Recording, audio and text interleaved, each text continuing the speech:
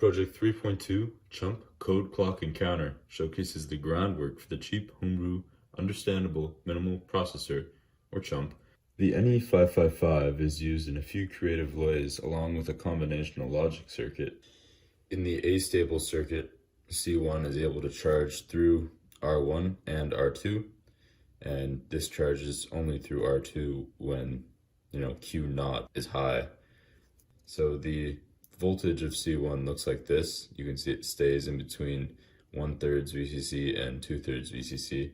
This is because of what was seen earlier with these two voltage dividers at 2/3 and 1/3. So when it rises above 1/3 VCC, the set comparator is high, so the output goes high. And then when it rises above 2/3 VCC, the reset comparator goes high, and so the output goes low and the discharge goes high, because again this is inverted. So the square wave kind of looks like this. So as soon as it goes above 2/3 VCC, then it drops down, and then 1/3 VCC goes a high again. The second 555 operates in monostable mode. So there's an external capacitor, and it's initially held discharged by a transistor internal to the 555. So that's because the trigger pin is held high through a resistor, and if you remember, the trigger pin is connected to the inverting input of the set comparator, and so VCC is certainly higher than 1/3 VCC.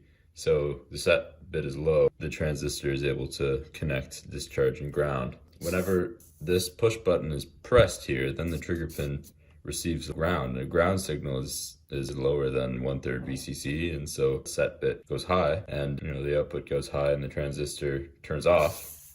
So the capacitor is now able to charge through R1. And so when this capacitor reaches a charge of, or I guess above a charge of 2/3 VCC, the reset bit goes high, and so the discharge transistor is set, and the capacitor is able to discharge, and there's no resistor, so it just discharges immediately. The third 555 creates a bistable circuit which prevents this switch from floating.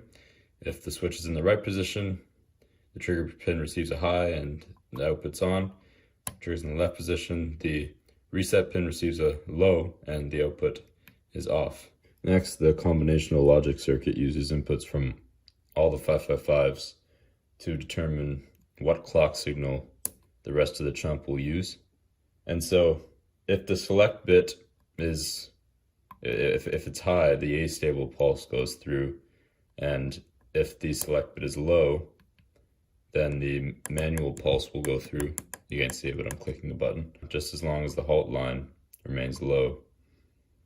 The SN74LS161A is a synchronous 4-bit binary counter that features 4 synchronously programmable input pins, an asynchronous clear function, and a synchronous load control line. To demonstrate this chip's functionality, I'll look at a timing example. So let's say we pull the clear line low for an interval of time. This sets the outputs to low from whatever they were.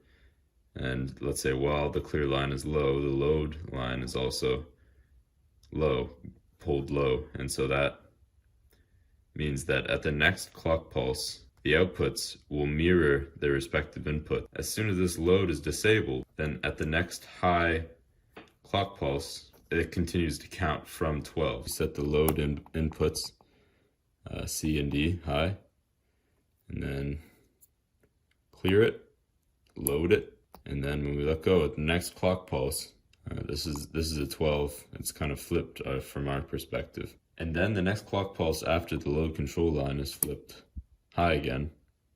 Continues to count. 15 ripple carryout is high now, and it resets to 0, keeps counting.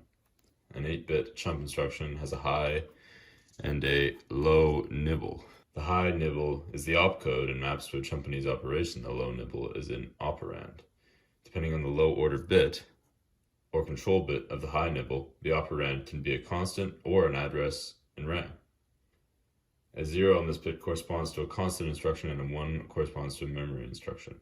Inspired by chemistry class, my chump code is meant to take a a value for the quantum number L and tell me the quantum numbers ML and N. So therefore I take my input value for L, that happens to be 3 in this case, and I load it into the accumulator, and then I store the 3, which is in the accumulator, into the RAM address L. You can see the lower order bit is a 1 here, so it's memory instruction.